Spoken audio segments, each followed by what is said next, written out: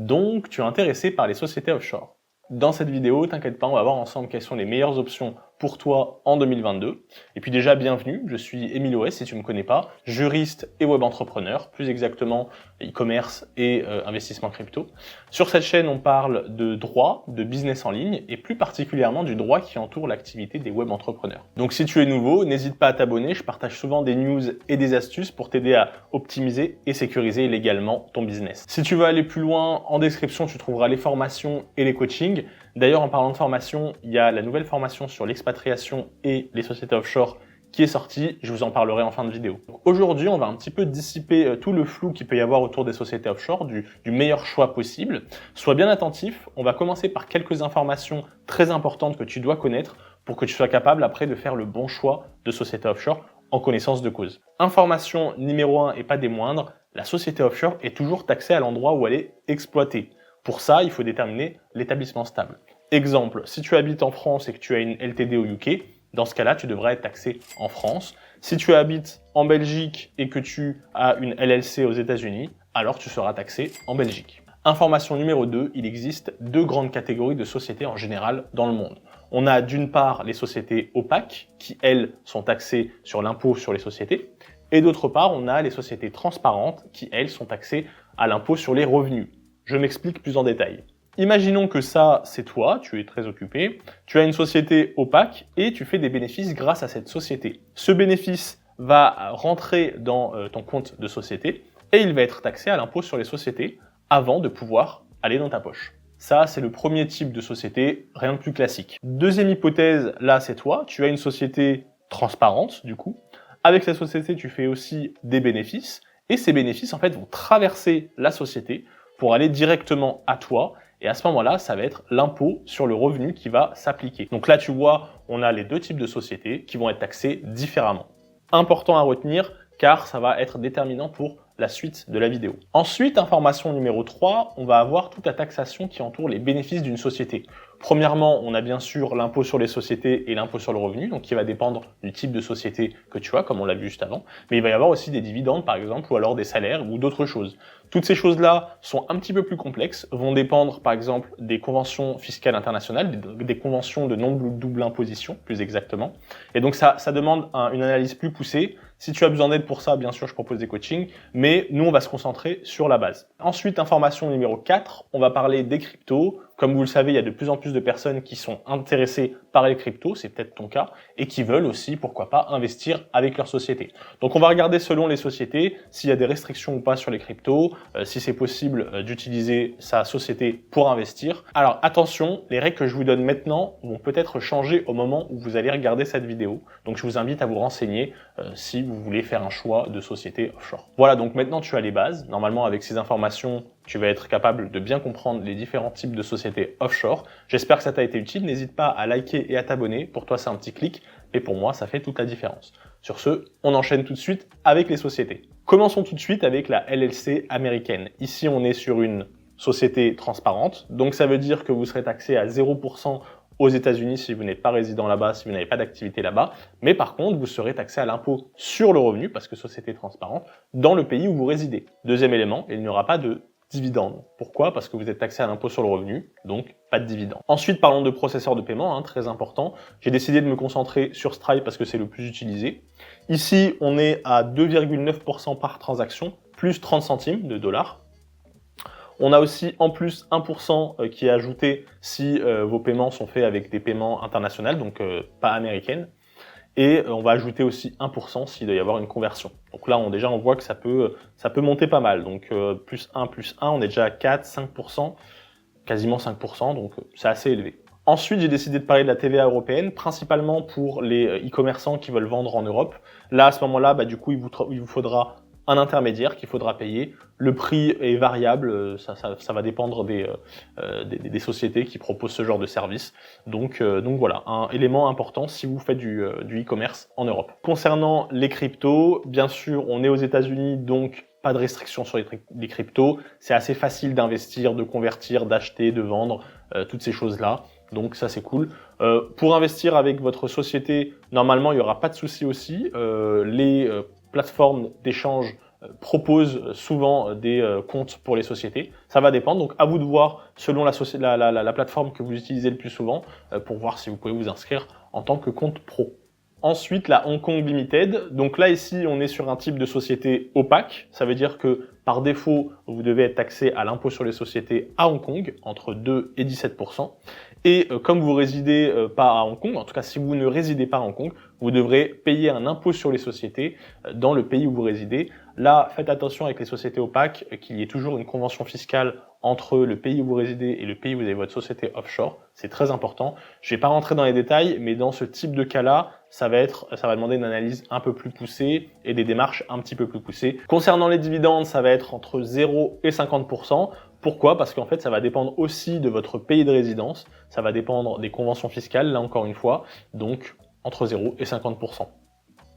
Stripe, là, on est à 3,4% par transaction, ce qui est assez élevé, plus 2,35 $ hongkongais. Et enfin, on aura 2% en plus si vous avez des paiements dans d'autres devises. Donc là, on voit que ça peut aussi aller très très vite au niveau du pourcentage Stripe. Concernant la TVA européenne, pareil, il vous faudra un intermédiaire, donc payer un intermédiaire si vous faites du e-commerce. Donc bon, c'est pas forcément l'idéal. Et pour terminer, au niveau des cryptos, on a des restrictions à la vente à Hong Kong. Donc vous pouvez acheter, vous pouvez convertir, mais vous ne pouvez pas vendre. Bien sûr, ça évolue tout le temps. Peut-être que quand vous regardez cette vidéo, ça aura changé. Mais sachez que du coup, avec une hongkongaise, ça va être beaucoup plus compliqué. Donc là déjà, si on fait un petit résumé global, Hong Kong n'a pas l'air d'être la meilleure solution. En tout cas, ça va dépendre bien sûr de votre activité, hein, mais si vous êtes dans les cryptos classiques ou alors vous faites du e-commerce, c'est pas ce que je choisirais. Maintenant, la LLP au UK. Ici, on est sur une société transparente, ce qui veut dire 0% par défaut au UK, donc on ne vous taxera pas là-bas, mais par contre, vous serez taxé à l'endroit où vous résidez. Et donc à ce moment-là, ça sera l'impôt sur le revenu. Du coup, là encore une fois, pas de dividende parce que c'est une société transparente. Ensuite, pour Stripe, là on est à 1,4%, ce qui est déjà plus intéressant, plus 20 centimes, hein, comme d'habitude. Ensuite, on aura 1,4 centimes si vos clients payent avec une CB internationale, donc qui n'est pas du pays de là où vous êtes enregistré. Et puis s'il y a une conversion, il faudra ajouter 2% pour la conversion. Déjà, on voit qu'on est un petit peu mieux que ce qu'on a pu voir avec les deux précédentes sociétés offshore. Concernant la TVA européenne, vous le savez, hein, le Brexit depuis peu. Donc du coup, qui dit Brexit dit intermédiaire. Donc là encore, il faudra payer un intermédiaire pour pouvoir vendre en Europe, en tout cas à des clients européens. Ensuite, concernant les cryptos, vous le savez, le Royaume-Uni est un pays très libéral, donc il n'y aura aucune restriction. Vous pourrez acheter, vendre, convertir. Et puis vous aurez accès à beaucoup de plateformes d'échange. Donc ça, c'est cool. Là, on reste au UK. Cette fois, on va parler de la LTD. Donc à la différence de la LLP, ici, on va être sur une société opaque. Et donc, qui dit société opaque, dit impôt sur les sociétés par défaut. Au UK, on est à 19%.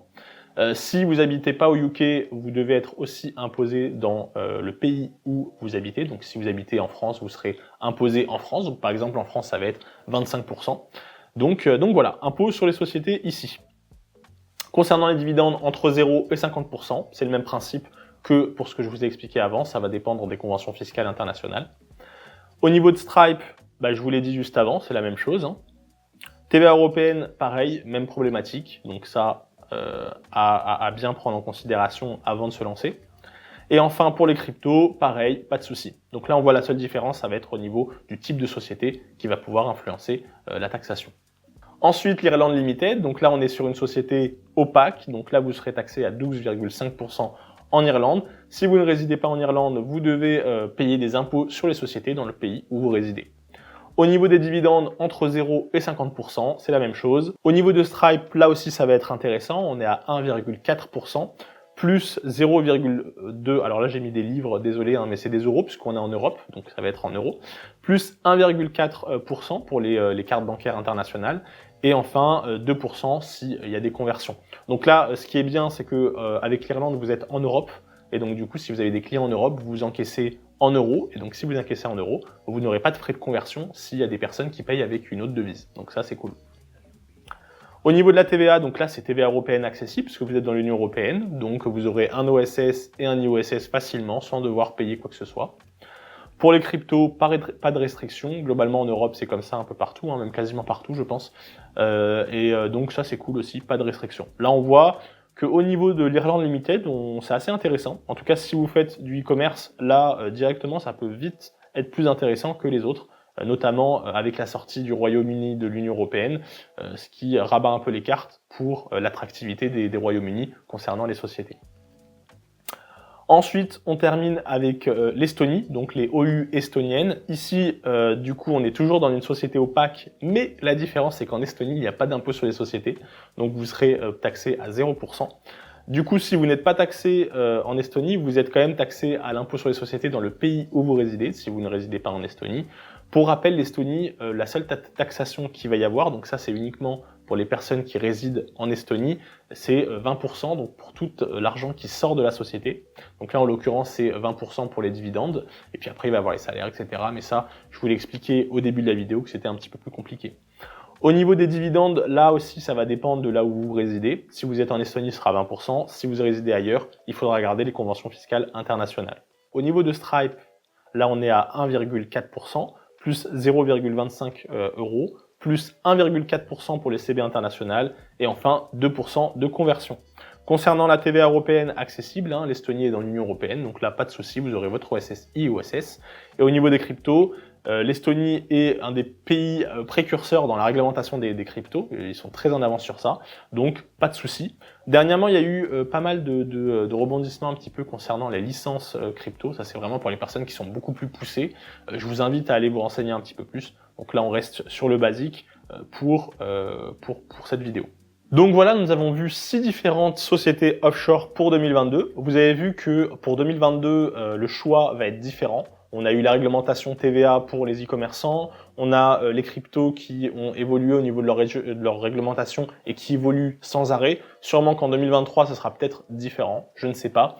Mais voilà, je voulais vous donner quelques juridictions différentes pour vous montrer un petit peu les différences qu'il peut y avoir selon où vous vous situez et ce que vous faites. Comme je vous le disais en début de vidéo, je viens de sortir une formation consacrée aux web entrepreneurs pour l'expatriation.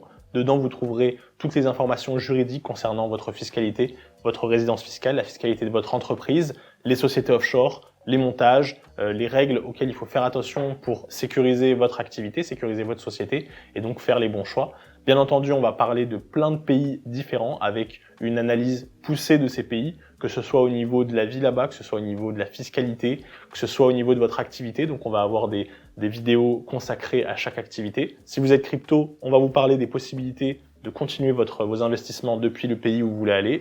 Si vous êtes e-commerçant, pareil, on vous expliquera si vous allez rencontrer des difficultés, par exemple avoir accès à certaines plateformes de pub ou alors certains processeurs de paiement, etc. Et voilà, l'objectif de cette formation, c'est vraiment de vous accompagner dans une expatriation. D'une part, la sécurité juridique, d'autre part, la sécurité de votre activité, et enfin, le dernier point, l'épanouissement dans votre destination, dans votre choix de destination, pour vraiment faire le choix qui vous correspond. Voilà, sur ce, j'espère que cette vidéo vous a plu. N'hésitez pas à liker, à vous abonner. Sur ce, je vous souhaite un bon business à tous, et on se retrouve dans une prochaine vidéo. Salut!